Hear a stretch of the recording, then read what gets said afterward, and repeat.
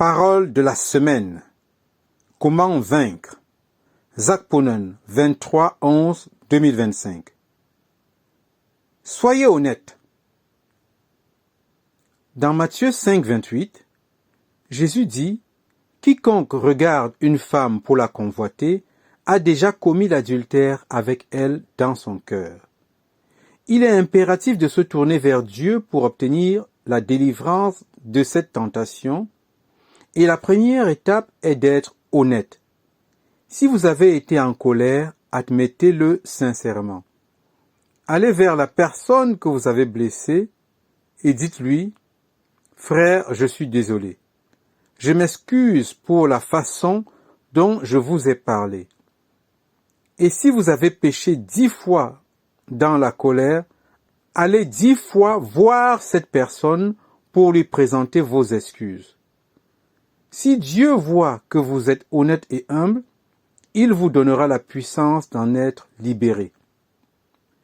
Mais si vous cachez, cherchez des excuses ou tentez de justifier votre colère, vous ne serez jamais libre.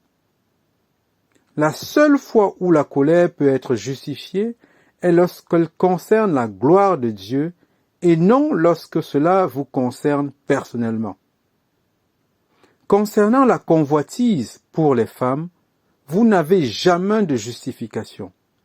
Vous pouvez regarder votre épouse avec admiration, mais pas toute autre femme.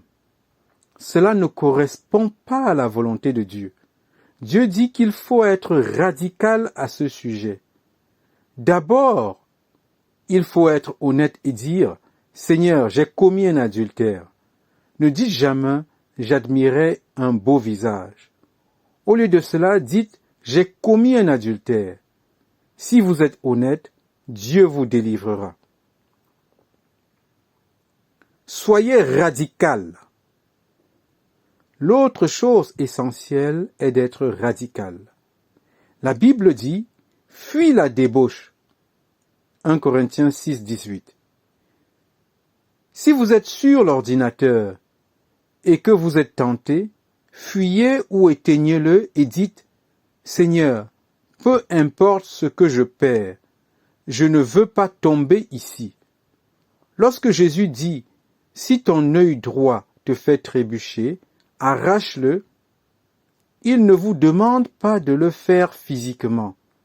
Cela serait absurde, car vous pourriez toujours convoiter avec l'œil gauche. La signification est que vous devez adopter une attitude radicale face au péché, à votre langue, à vos yeux. Soyez comme un aveugle et un sourd-muet à cette tentation.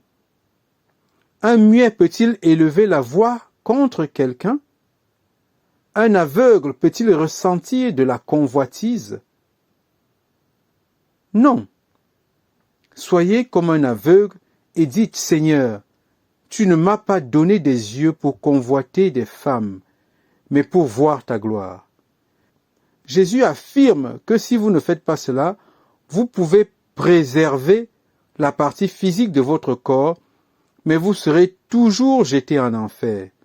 Il vaut mieux perdre une partie de votre corps, c'est-à-dire refuser volontairement le plaisir pécheur que votre corps désire, et entrer dans le royaume de Dieu.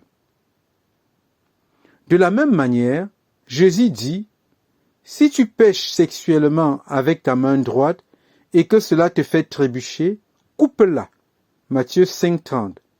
Imaginez que vous avez une main amputée et que vous ne pouvez plus pécher avec votre main droite ni avec votre main gauche. Jésus était très concret et pratique. Il vous invite à agir comme si vous étiez aveugle, comme si vous étiez amputé, parce que le péché est très grave.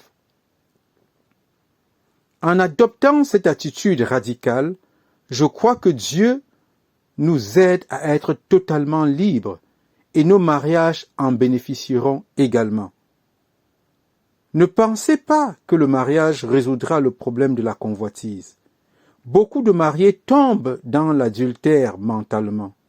Chaque jour, nombreux sont ceux qui regardent de la pornographie sur Internet. Le mariage ne règle pas cette envie intérieure. Si vous ne luttez pas par la force du Saint-Esprit, vous serez vaincu et vous vous bernerez tout au long de votre vie en croyant être un chrétien spirituel alors que ce n'est pas le cas. Jésus parlait-il d'un niveau supérieur de christianisme? Non. Il s'agit simplement de savoir comment échapper à l'enfer. C'est élémentaire. Jésus dit qu'il vaut mieux que votre partie du corps périsse que tout votre corps soit jeté en enfer. Être sauvé de l'enfer est le minimum nécessaire et c'est ce que Jésus veut nous enseigner à chaque disciple dans toutes les nations. Quelle est la fréquence de cet enseignement? Presque nulle. C'est pourquoi le Seigneur m'a personnellement chargé dans mon ministère d'insister sur ce point.